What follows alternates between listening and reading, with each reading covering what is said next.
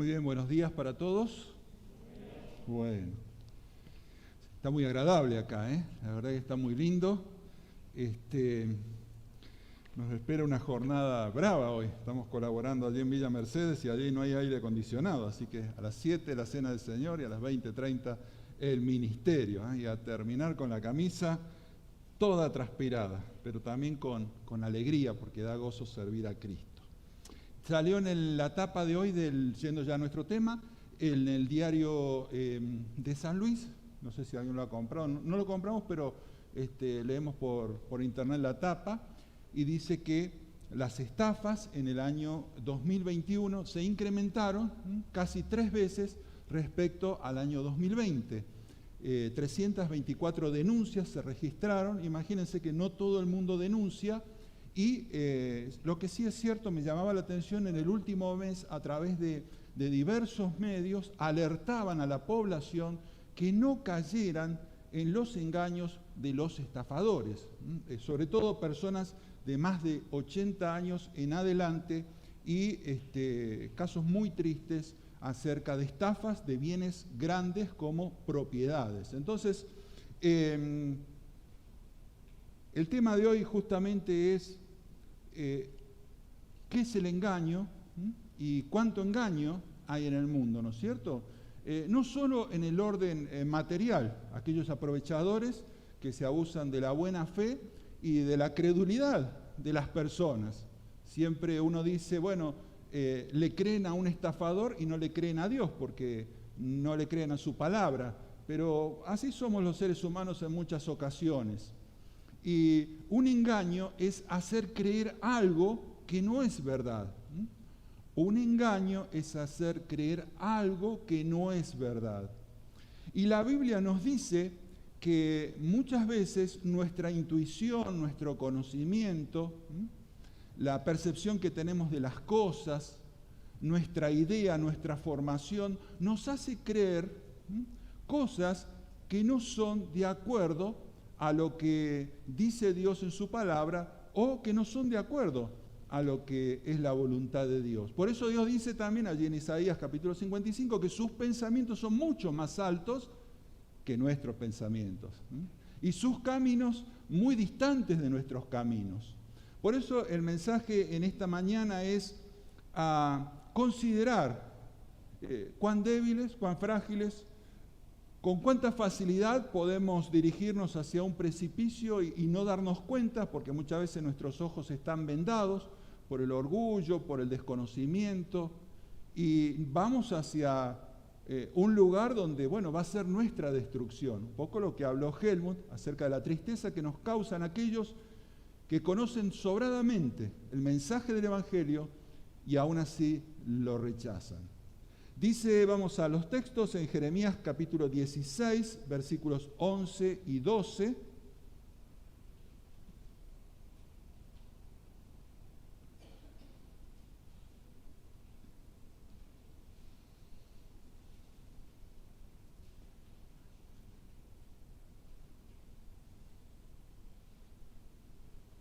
Vamos entonces con Jeremías capítulo 16, 11 y 12. Y dice, entonces les dirás, le está hablando Dios al profeta Jeremías, porque vuestros padres me dejaron, dice Jehová, y anduvieron en pos de dioses ajenos, es decir, se convirtieron en idólatras y los sirvieron y ante ellos se postraron y me dejaron a mí y no guardaron mi ley.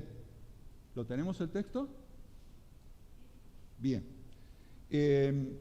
Y dice, y vosotros habéis hecho peor que vuestros padres, porque aquí que vosotros camináis, ustedes caminan cada uno tras la imaginación de su malvado corazón, no oyéndome a mí.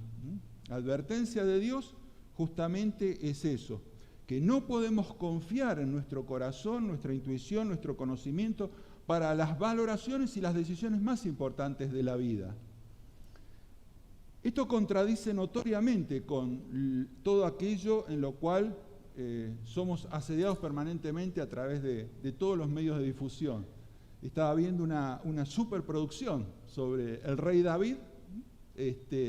Cada tanto, antes se hacía muy seguido, pero cada tanto hacen algo acerca de algún relato bíblico o evento bíblico que se apega muy poco, ¿no es cierto? Hay una sobre Noé que no tiene nada que ver con la Biblia, pero estaba viendo una sobre el rey David. Y en el lecho de muerte, David, ya en los últimos minutos de vida, le dice a Salomón, su hijo, dice, sigue el dictado de tu corazón. Y yo digo, ¿qué tendrá que ver?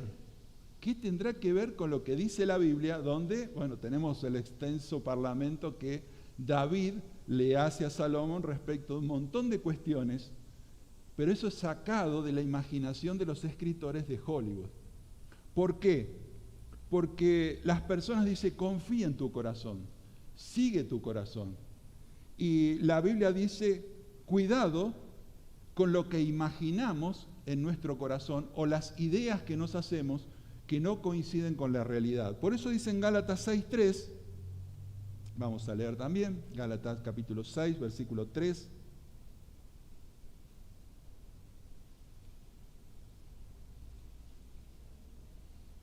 ¿Quién me lo lee? Marcelo, ¿llegas a leer?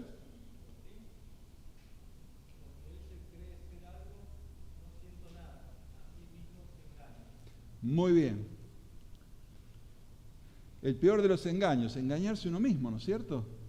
La persona, ¿qué dice? Cree ser algo. La persona cree ser algo. Cree ser, a lo mejor un ejemplo en la sociedad, cree ser una persona muy capaz, cree tantas cosas que nos imaginamos y construimos una imagen de nosotros mismos.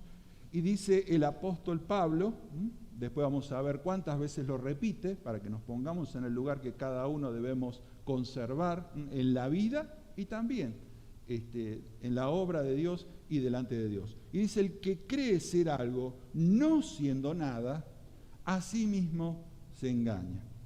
La Biblia dice que somos como ovejitas. Entonces la ovejita dice que va, que camina, y que si no va el pastor a buscarla, esa ovejita puede deambular sin rumbo y andar entonces perdida. La Biblia dice entonces que nosotros tenemos esa característica y aunque existe una rebelión permanente contra Dios para no reconocerlo y decir que no, que sabemos todo y que sabemos cómo conducirnos y que sabemos entonces todo acerca de la vida. Pero nuestro corazón, dice el profeta Isaías, se desvía fácilmente. Y vamos a leer un texto que habla acerca de algo que el profeta Isaías dice, es absurdo, es loco, es estúpido lo que hacen.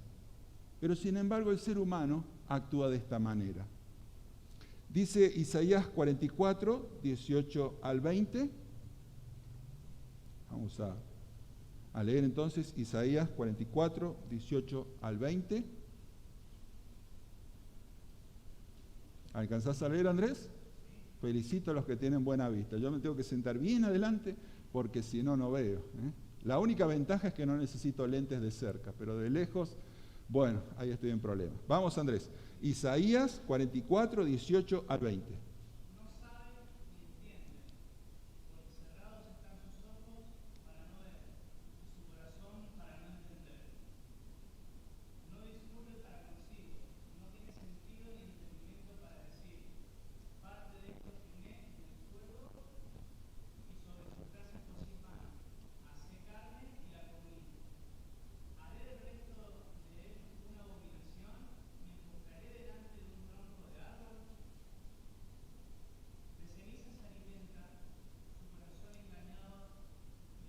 Bien, seguimos. Para que no libre su alma y diga, ¿no es pura mentira lo que tengo en mi mano derecha? Muy bien. Lo que dice Isaías es el absurdo al cual llegamos los seres humanos.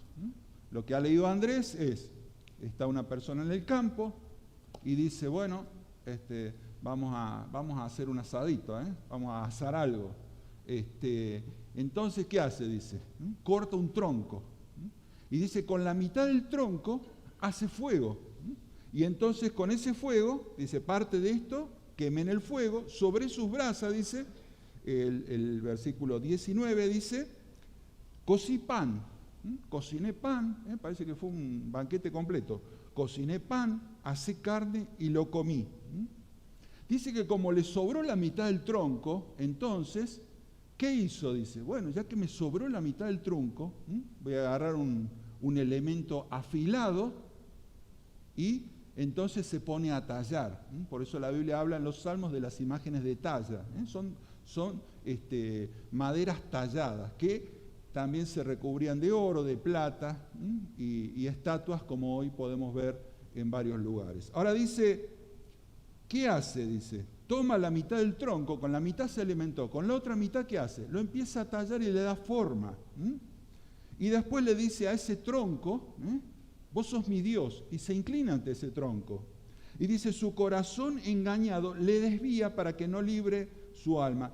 Y ni siquiera se pone a razonar y a decir y a reconocer. Dice, ¿no es pura mentira todo esto?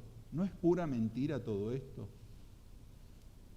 Felicito, no sé quién hizo, realmente está muy linda la cartelera, los materiales, la disposición. Y allí cuando está la familia Hoyos, dice, pide oración por el paraje, Sumamao, dice, porque está lleno de idolatría. Y acá en el norte, aquellos que hemos recorrido el centro de la provincia, sabemos que en el norte, llegando a San Martín, departamento San Martín, encontramos cada tantos kilómetros un altar de devoción al Gauchito Gil. Ahora, es el corazón que desvía a las personas para que puedan poner su confianza y creer que un amuleto, que una estatuilla, que una estampita puede llegar a librarlos de mal o una cinta roja o lo que sea, o poner aceite en las puertas, lo que se les ocurra.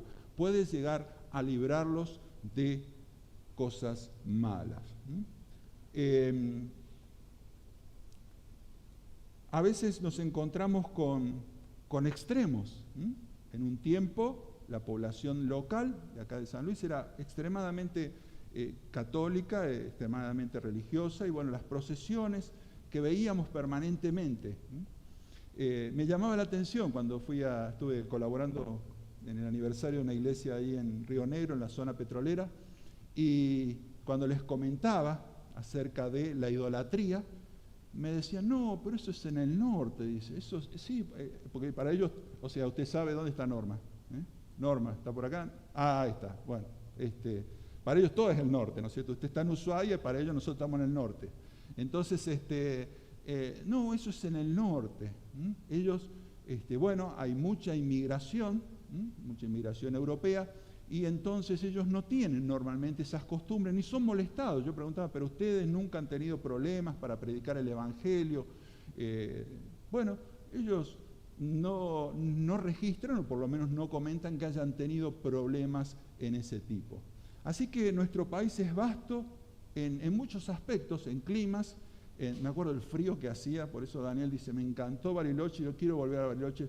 Yo no quiero ir más al sur, miren, yo les digo, mándenme al calor, pero pasé un frío tremendo. Entonces, bueno, fuimos en invierno, ¿no es cierto?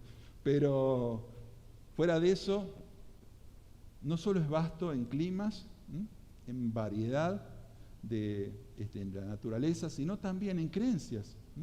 Y entonces tenemos que hay personas que están más apegadas a la idolatría, más apegadas a decirle un tronco, a una madera, una estatuilla, que, bueno, en ellos confía su protección. Y otras personas están totalmente del otro lado, mucho más apegadas a la tecnología, al avance de la ciencia. Y hay muchos que están, digamos, muchos grupos que siguen a personas destacadas en todo tipo de ciencias, no solo personas que por supuesto niegan la creación del mundo, los astrónomos, físicos, sino también personas en todas las áreas que niegan, son casi como una secta esos grupos que siguen a su líder o a su referente, que tienen su referente tiene varios millones de seguidores, y ridiculizan todo lo que tenga que ver con Dios. Entonces, tenemos un corazón que no encuentra rumbo.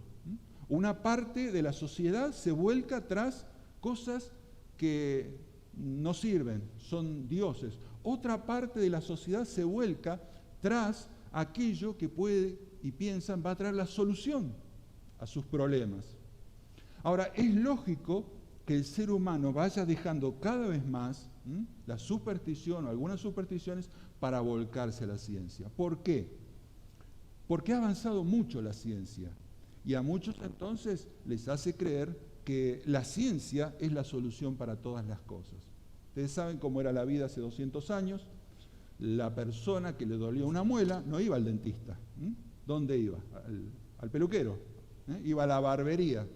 Entonces, ¿qué viene? ¿Por un corte de pelo? No, me duele la muela. Entonces guardaba la navaja y sacaba la pinza para extraerla. Y antes le daba un trago de whisky o un trago de alcohol. ¿Por qué? Porque no había anestesia. Y cuidado con que la persona tuviera, luego tuviera algún raspón, algún daño en una pierna o en un brazo, porque las amputaciones eran lo más común. Frente a cualquier tipo de infección, la única solución era la amputación. ¿Por qué? Bueno, porque hace muy poco se descubrieron los antibióticos. Cosas que nosotros damos por sentado, son cosas que se descubrieron hace muy poco. La anestesia, los antibióticos. Entonces las personas han visto de un estilo de vida tan sufrido, tan miserable, un cambio tan extraordinario que trajo la ciencia, y muchos dijeron, este es el camino. Y estos son mis referentes. Y los vemos en las redes sociales, 6, 7, 8 millones. Dicen buen día y tienen 300.000 comentarios, porque son personas que son totalmente seguidas en todo lo que dicen. Ahora, la Biblia dice que nosotros andamos a la deriva y que nuestro corazón se desvía en torno a estas cosas. La Biblia dice que los seres humanos muchas veces podemos llegar a confiar en las riquezas. Y entonces Jesús dice ahí en Lucas 12, recordarán la historia, el rico que dice, extiende sus graneros, aumenta sus propiedades y dice, bueno, vamos a hacer una evaluación, llega fin de año, llega Navidad, llega Año Nuevo, nos vamos a sentar y vamos a mirar para atrás. Y vamos a ver todo lo que uno hizo y todo lo que se ha conseguido. Y hay un calificativo que Dios le da. ¿Cómo lo llama a este hombre? ¿Alguien se acuerda? ¿Cómo? No, ahí está. No, hipócrita es el que aparenta una cosa que no es. Este hombre era rico y no aparentaba ser rico, era rico de verdad. ¿Cómo le dice? Lo dijo René, ¿cómo? Necio. Necio es una persona que se obstina en cometer una y otra vez el error y que no quiere reconocer que se ha equivocado. Es decir, si yo quisiera voltear esa pared con mi cabeza, es evidente que es imposible, que lo único que voy a hacer es lastimar mi cabeza. Sería necio golpear una y otra vez con la cabeza la pared tratando de voltearla. Entonces, necio es insistir permanentemente en el error. Y la Biblia dice que los seres humanos, aun siendo sabios, aun siendo poderosos, aun siendo ricos, son necios cuando no consideran las cosas desde el punto de vista de Dios. Y dice necio, al que dijo, repósate, come, bebe, regocíjate. Esta noche vienen a pedir tu alma. Y lo que has provisto, ¿alguien se acuerda cómo termina? ¿Para quién será? Y lo que has provisto, ¿para quién será? Por eso decía alguien, si cuando te moriste sobra plata, es que sacaste mal las cuentas. Lo que has provisto, ¿para quién será? Si cuando te morís te sobra plata, es que sacaste mal las cuentas. Y yo pienso mucho en eso. Así que tenemos esta característica de nuestro corazón en la cual la Biblia dice que no podemos confiar. Vamos avanzando rápidamente. Abdías capítulo 1, versículo 3. ¿Cuántos capítulos tiene Abdías? A ver, ¿alguien se acuerda? ¿Alguien sabe? ¿Cuántos capítulos? ¿Cómo? 1. Es el libro más corto del Antiguo Testamento. Y alguien ¿Leyeron Abdías? Dice, bueno, me gusta Juan, me gusta leer las epístolas, me gustan los salmos, pero leer Abdías, bueno, Abdías tiene un tema único, muy simple, muy sencillo, es la envidia, los celos, el odio entre hermanos.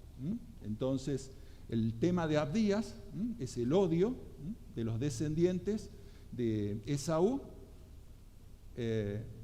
contra los descendientes de Jacob, que era su hermano mellizo.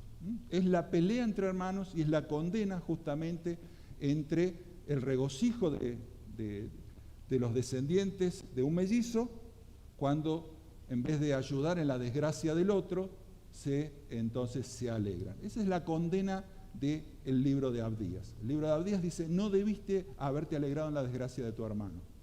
Y entonces dice, ¿por qué? Abdías 1:3 dice, vamos a leer nada más que la primera parte, porque si no se me va a acabar el tiempo. Dice, la soberbia de tu corazón, ¿qué pasa? Dice, te ha engañado. Por eso tenemos que tener cuidado a veces cuando estamos tan seguros de las cosas. Y dice Abdías, la soberbia, Abdías le dice justamente, es una profecía de condena, la soberbia de tu corazón te ha engañado. Por eso, en este engaño que podemos hacer a nosotros mismos, vamos a leer 2 textos rapidito. Y la Biblia nos dice, cuidado con creernos mejores y más capaces de lo que somos. Cuidado con creernos mejores y más capaces de lo que somos. A veces uno escucha a personas hablar de una manera que dice, wow, qué extraordinario. Y vienen y nos dan consejos y nos dicen cómo avanzar en todos los aspectos de la vida, cómo conseguir una mayor prosperidad, cómo conseguir dinero. Y después vemos, nos quedamos pensando y decimos, pero ¿quién es esta persona? ¿Qué ha conseguido en la vida? ¿Qué es lo que tiene materialmente? ¿Qué es lo que tiene como para dar esa clase de consejos? Bueno, a veces vemos personas que realmente no tienen nada, no tienen ninguna posesión, no tienen ninguna cosa más que una lengua, y entonces bla, bla, bla, bla, bla. Y esas personas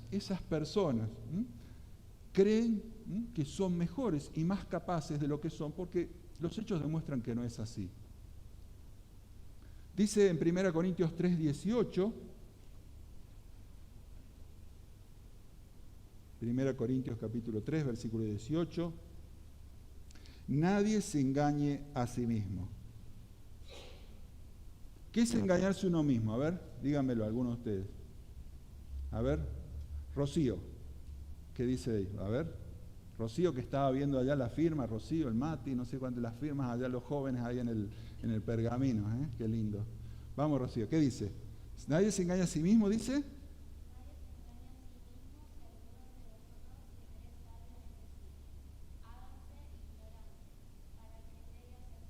Muy bien. ¿Cuál es el engaño, Rocío? Dice, si alguno se cree, ¿qué cosa?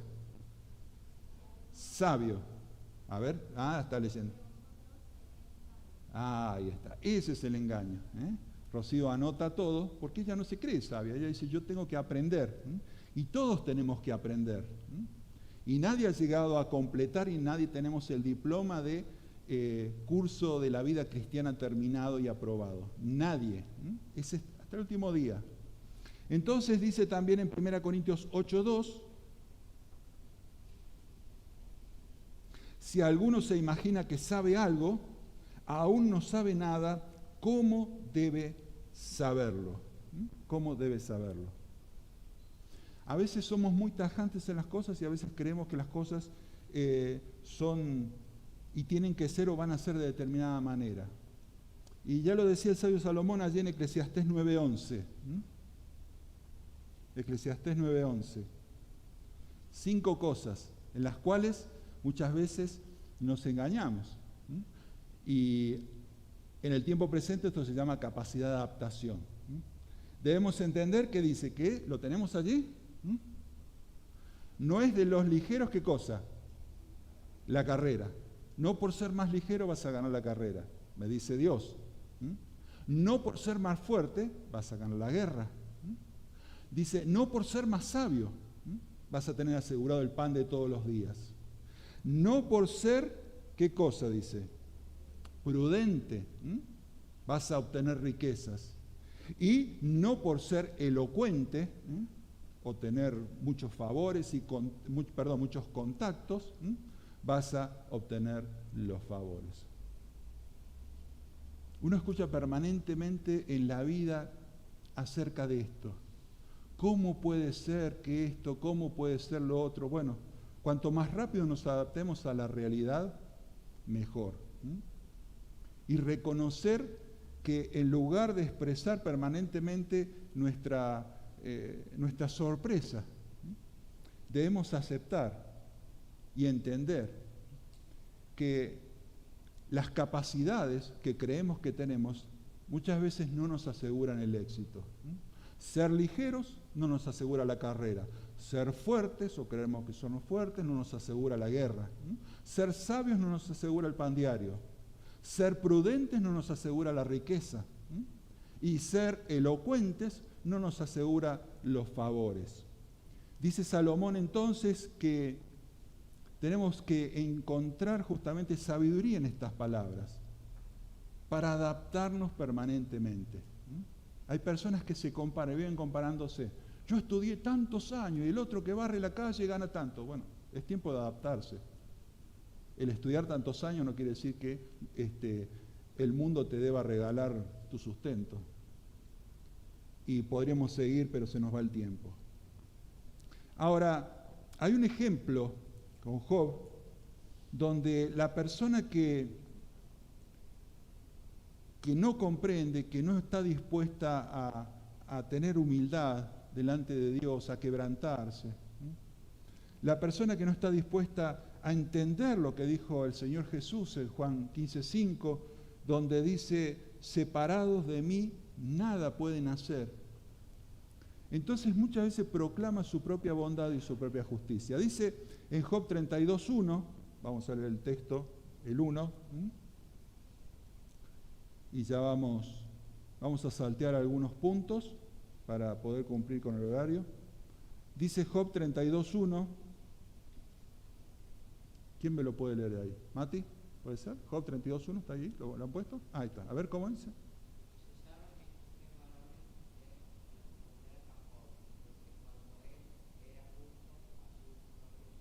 A ver, Mati, ¿qué dice? Él era, ¿cómo dice? Ahí. Muy bien, gracias. Job tiene una desgracia, tiene un problema muy grave que no vamos a mencionar esta mañana. Y vienen 3 personas, justamente 3 amigos, a hablar con él, a razonar con él. Pero llega un momento que ya no sirven las palabras. Y dice, cesaron los 3 varones de responder a Job. ¿Por qué? Porque Job había levantado una muralla. Él levantó una pared muy grande, una pared muy alta, una pared de propia justicia. Dice, él era justo a sus propios ojos. Y quizá aquellos que somos parte de la iglesia, nos ha tocado en infinidad de veces hablar con personas. Y cuando hablamos de que todos somos pecadores y de la necesidad de un Salvador que es Cristo Jesús, las personas que esgrimen su propia ¿qué? A ver, alguien que me ayude, ¿su propia qué? Justicia, su propia justicia. Y cuando las personas que estaban hablando con Job le dijeron, mirá Job, no sos tan justo como crees, si bien todo el libro se trata de esta argumentación, Job dice que levantó una pared, una muralla y se cortó el diálogo. No me vengan a cuestionar mi propia justicia. Nuestro corazón nos hace creer que somos mejores de los que realmente somos. Ahora, la diferencia la encontramos en el Nuevo Testamento. Vamos a ver nada más que parte de un versículo. 2 Corintios 11:30.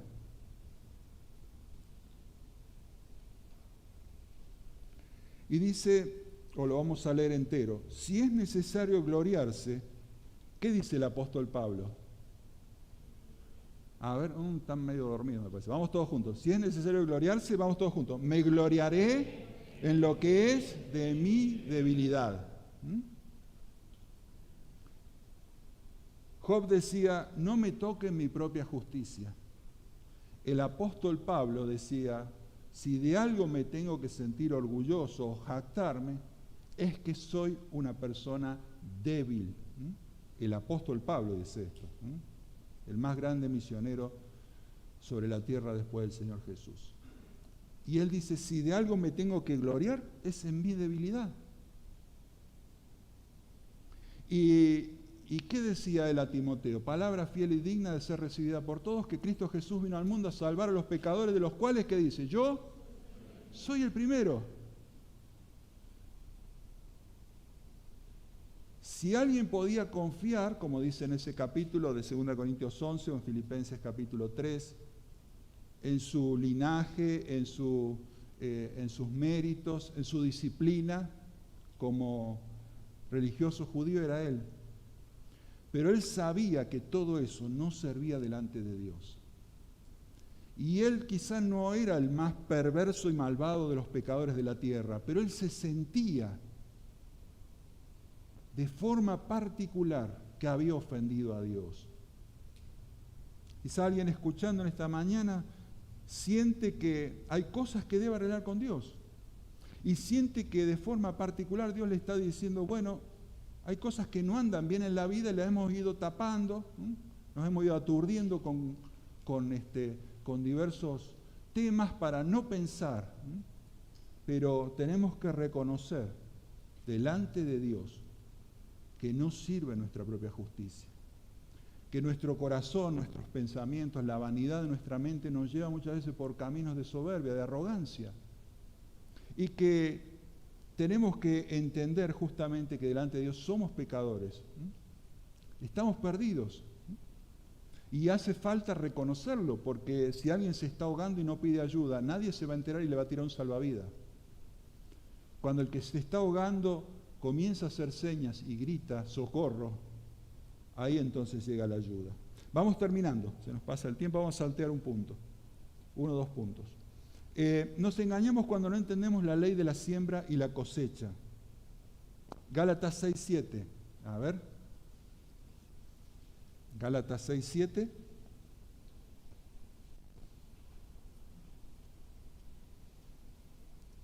Vamos a hacer este último ejemplo y una pequeña conclusión con un texto. Gálatas 6:7. ¿Lo tenés, Priscila?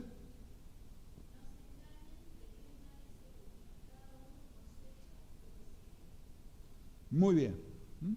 Lo leo en la Reina Valera 60. Dice, no os engañes, Dios no puede ser burlado, todo lo que el hombre sembrare, eso también segará o cosechará, que es mucho más claro como lo leyó Priscila. El padre se acerca, el padre de un niño se acerca a la iglesia para ocasiones especiales, viene cada tanto. Lo vemos que viene, se sienta atrás, termina la reunión, se va inmediatamente, no se relaciona. Y bueno, es el primero que completa su agenda para irse de vacaciones, para esto, para lo otro, para sus reuniones, para sus actividades, sus amistades, que no son parte de la iglesia. Y entonces 10 años más tarde viene y los reúne a Gabriel, a Helmut, a los responsables de la iglesia, aquellos que conducen la congregación, y le dicen, mire, estoy muy apenado,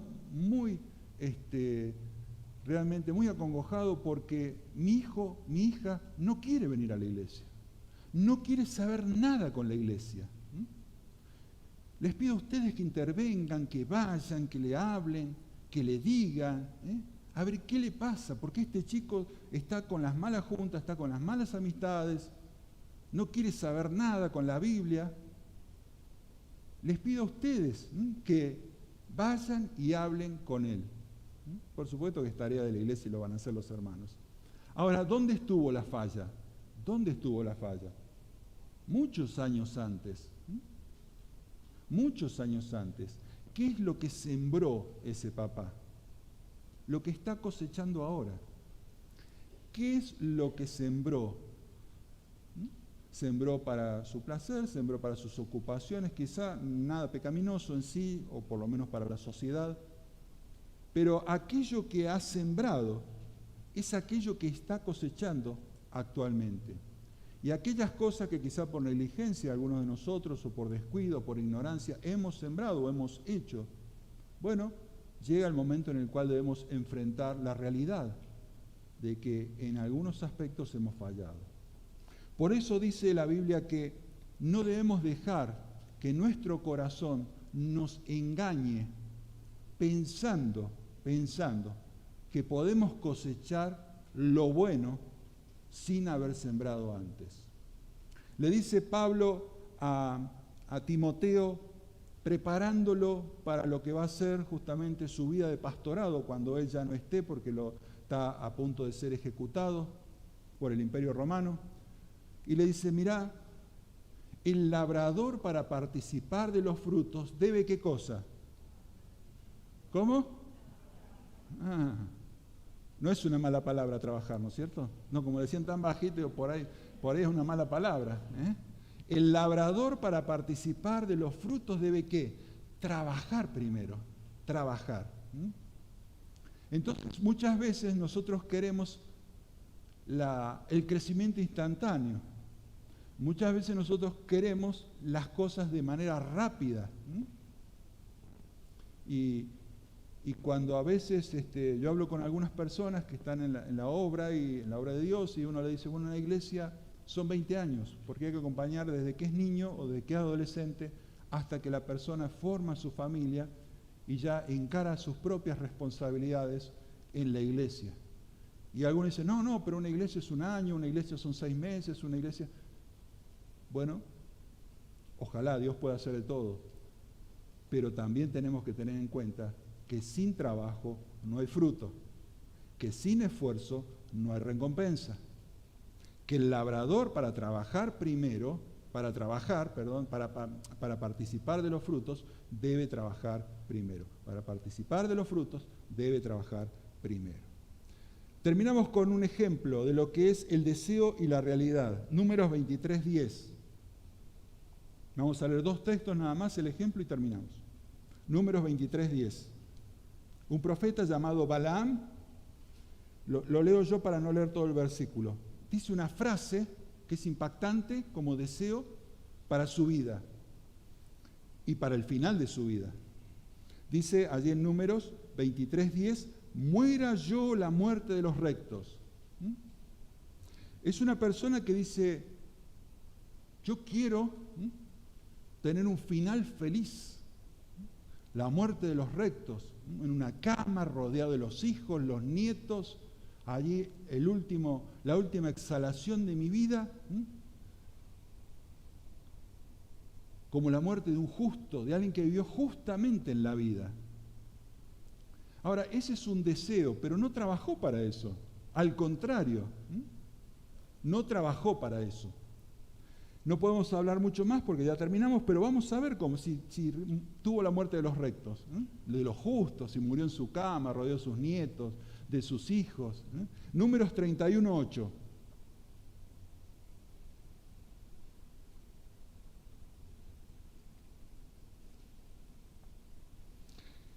Dice, y pelearon contra Madián como Jehová lo mandó a Moisés. Es decir, hay una orden, hay enemigos declarados de Dios. No es que pelearon porque eran pendencieros. Hay una orden, ellos tenían que pelear justamente contra un pueblo y debían ejecutar justamente justicia, venganza, de acuerdo a lo que Dios había mandado. Y mataron a todo varón, dice versículo 8, mataron también entre los muertos de ellos a los reyes de Madián, y ahí nombra varios. ¿Cuál es el último que mataron de los enemigos de Dios que estaban en batalla? ¿Alguien me dice? ¿Cómo? También Balaam, hijo de Beor, mataron a espada. ¿Qué dijo él?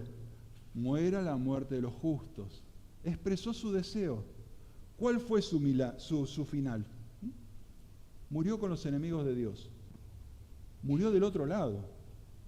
Murió. con los enemigos de Dios. Por eso el corazón engaña. El corazón muchas veces nos hace pensar que podemos vivir de cualquier manera, que podemos no considerarnos a nosotros mismos para no caer en tentación, para vivir en santidad, que somos muy fuertes, que somos muy resistentes a las pruebas, a las tentaciones. Muchas veces pensamos que no necesitamos buscar la guía de Dios en determinados temas. ¿Para qué si está clarísimo?